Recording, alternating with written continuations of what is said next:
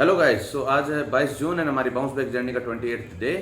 And आज हम सीखेंगे कि हम इंट्राडे के लिए स्टॉक सिलेक्शन कैसे कर सकते हैं। तो ज़्यादा टाइम वेस्ट नहीं करते हुए डायरेक्टली हम स्क्रीन पे चलते हैं।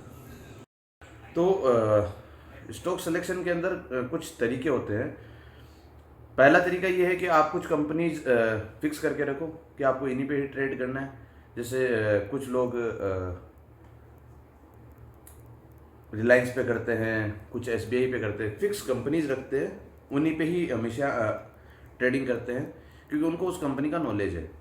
सेकंड थिंग है कि आप अपनी एक वॉच लिस्ट बना के रखो, जैसे हमने बना के रख रखी है। इसके अंदर आप इनका डेली का देखो कि भी कौन से स्टॉक ने ज़्यादा मूवमेंट दिखाई है, आप उसके अकॉर्डिंग उनका ट्रेडिंग करो। लाइक जो ज़्यादा ट्रेंड में है, अपसाइड मूवमेंट में है, उन पे आपने ख़रीदा और एक मतलब कम नुकसान के साथ में आपने तुरंत उसको बेच बिछा के और अपना एक नॉर्मल प्रॉफिट बना लिया। तीसरा ये है कि आपको अगर लाइक इन कंपनीज का नॉलेज नहीं है तो आप क्या कर सकते हैं कि आप एनएससी की वेबसाइट है, एनएससी की वेबसाइट पे आप इक्विटी स्टॉक वॉच करके आप जाएंगे।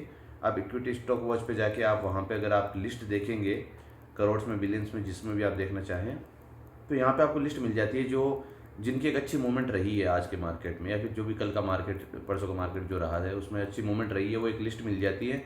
आप इन स्टॉक्स को वहाँ पे जाके आप देख के फिर उनको अपने चार्ट में ओपन करके, लाइक फर्स्ट हो गया इनका यस्टरडे की या फिर जो पहले सेशन की इनकी जो मूवमेंट, उसके बाद में आप इनको चार्ट में लेके आप इनको आराम से इनके साथ चार्ट एनालिसिस करके इनकी सपोर्ट और रेजिस्टेंस को देख के और उसके बाद में आप इनकी आगे की मूवमेंट को प्रिडिक्ट करें।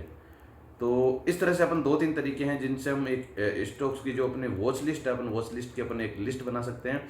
देन सपोर्ट और रेजिस्टेंस कैसे करते हैं वो भी हम आपको बता देते हैं। स्टॉक सिलेक्शन के अंदर 2 चीज़ मायने रखती है, एक तो है चार्ट एंड दूसरा है न्यूज़। तो आप अगर कोई भी स्टॉक खरीदते हैं या फिर कोई भी स्टॉक की आप अगर अपने वॉच लिस्ट में डालते हैं तो उससे पहले उससे रिलेटेड न्यूज़ देख लीजिए एंड दूसरा उसके अकॉर्डिंग चार्ट देख लीजिए।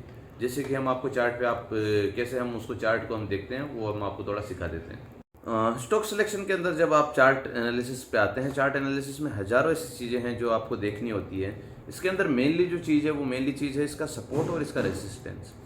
सपोर्ट और रेजिस्टेंस ऐसे वर्क करता है कि जैसे यहाँ पे ये स्टॉक है, ये यहाँ पे इसने इसकी अपसाइड मूवमेंट दिखाई, यहाँ पे जाके इसने एक हर्डल फेस किया, यहाँ से वापस डाउन साइड मूवमेंट दिखाई, लेकिन यहाँ पे इसको वापस सपोर्ट मिला, वापस अपसाइड गया, फिर यहाँ पे वापस इसने अप जाने की कोशिश की, लेकिन यहाँ पे इसने वापस एक हर्डल फेस करा, यहाँ पे वापस नीचे आया, नीचे आते यहाँ पे इसको वापस सपोर्ट मिला तो इसने वापस अपसाइड जाने की कोशिश की। तो इसका ये सपोर्ट और रेजिस्टेंस का एक लेवल अपने बना लिया। अब यहाँ पे हम देखेंगे कि है ना, ये अगर अपने रेजिस्टेंस लेवल को तोड़ पाता तो अपसाइड मूवमेंट दिखाएगा, और अगर अपने ये सपोर्ट लेवल को तोड़ देता है तो इसकी डाउन साइड मूवमेंट देखने को अपने को मिलेगी। इसके नीचे अपने वॉल्यूम भी देखने को मिल रहा है। यहाँ पे इसका जो रेड कलर में जो इसकी ये कैंडल बार है, ये इसके वॉल्यूम को कि यहाँ पे बिकवाली कितनी रही मार्केट में और यहाँ पे वापस खरीदी कितनी रही मार्केट में, तो ये सब चीज़ इसको दिखाता है। तो जो बुल और बियर्स है वो सब ये सब ट्रेंड को ऊपर नीचे करते हैं मार्केट में। वैसे ही टाटा मोटर्स इसने एक और अपसाइड मूवमेंट दिखाने की कोशिश की, लेकिन यहाँ पे इसने रेजिस्टेंस फेस करा, हर्डल फेस करा, तो वहाँ पे ये आके रेंज बाउंड हो गया। कल के मार्केट में ये देखेंगे कि ये इस रेजिस्टेंस को अगर ब्रेक करता है तो हमें एक अच्छी साइड अपसाइड मूवमेंट देखने को मिल सकती है जो 711 के समथिंग। वैसे इंटरनल है, इसने यहाँ पे सपोर्ट लिया, फिर यहाँ पे लेने के बाद में इसने ये इसको ब्रेक करने की कोशिश की, लेकिन यहाँ पे हर्डल फेस किया, फिर यहाँ पे सपोर्ट लिया फिर यहाँ कंटिन्यू सपोर्ट लेते लेते लेते लेते यहाँ पे वापस ब्रेक करने की कोशिश की, लेकिन यहाँ पे हर्डल फेस किया, वापस यहाँ पे आया तो यहाँ पे इसको वापस सपोर्ट में मिला, यहाँ पे वापस इसने रेजिस्टेंस फेस किया, यहाँ पे रेजिस्टेंस फेस किया। तो यहाँ पे इसकी कोशिशें बरकरार है अपसाइड मूवमेंट दिखाने के लिए, डाउन साइड मूवमेंट दिखाने के लिए, लेकिन सपोर्ट और रेजिस्टेंस एक ऐसी चीज़ है जिसको हमेशा बरकरार रखते हैं। तो यहाँ पे इसने रेजिस्टेंस फेस किया है। अब अगर इसको कल के दिन में अगर ये ब्रेक करता है तो अपसाइड मूवमेंट देखने को मिलेगी, अगर नहीं करता तो फिर वापस इसको सपोर्ट लेवल इसको संभालने की कोशिश करेगा, सपोर्ट लेवल को ब्रेक कर देता तो डाउन साइड मूवमेंट देखने को मिलेगी। ऐसे ही कोरोमंडल में है, ऐसे ही टाटा कंज्यूमर में इसने रेजिस्टेंस ब्रेक कर दिया है, लेकिन सेलर्स ने वापस इसको यहाँ पे लेके आ गए, सेलर्स इसको वापस यहाँ पे लेके आ गए, तो हम इसको कल के मार्केट में ये देखेंगे, अगर ये बायर्स इस पे हावी होते हैं तो ये अपसाइड मूवमेंट दिखाएगा, और अगर सेलर्स हावी होते हैं तो वापस ये डाउन साइड ट्रेंड में आएगा। तो इस तरह से इंट्राडे के स्टॉक सिलेक्शन में हम रेजिस्टेंस और सपोर्ट को काम में ले सकते हैं।